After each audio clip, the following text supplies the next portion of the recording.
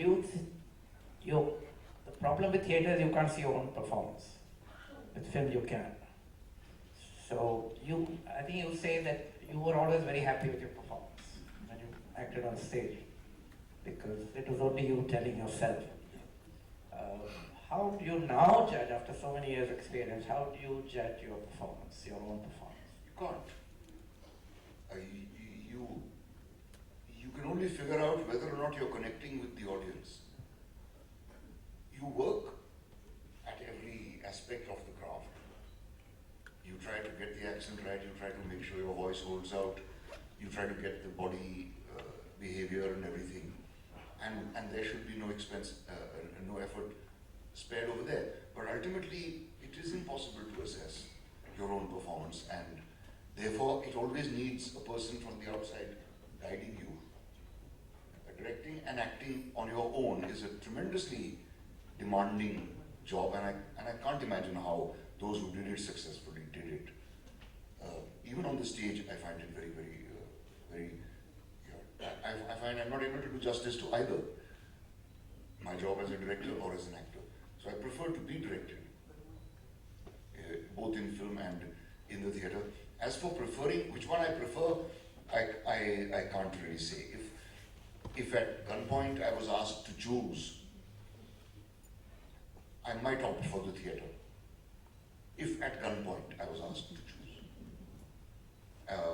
because there's something about the theatre which movies can never replicate, and that is the pulling together that happens. Whether you're doing the leading role, or whether you're doing the lights, or whether you're doing backstage, you're all together, you work together, you eat together, you rest together, you laugh and cry together. And there's much more of a feeling of synergy in the theatre than in movies. In movies, you sit in your air conditioned cabin and step out for the shot. I don't really feel part of many units that I work with because I'm an actor. I think most actors feel that. Most actors in movies feel that. You also say in the book that if you are an actor and you've developed a particular kind of skill, then there is no good day or bad day.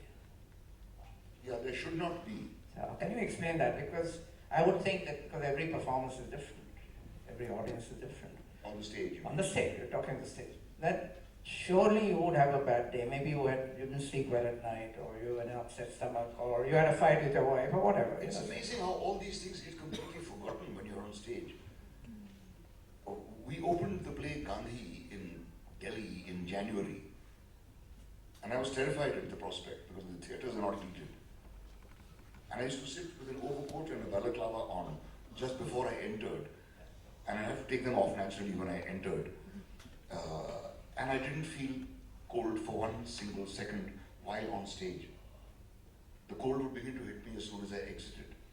So it's amazing the things that happen on the stage. You can forget the fact that you and your wife had a big brawl before the show, or the fact that your leg is hurting, or you've pulled a muscle, or your back is aching, and so on.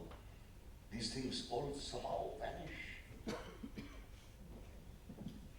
You've been very scathing about teachers who teach acting at National School of Drama. Not only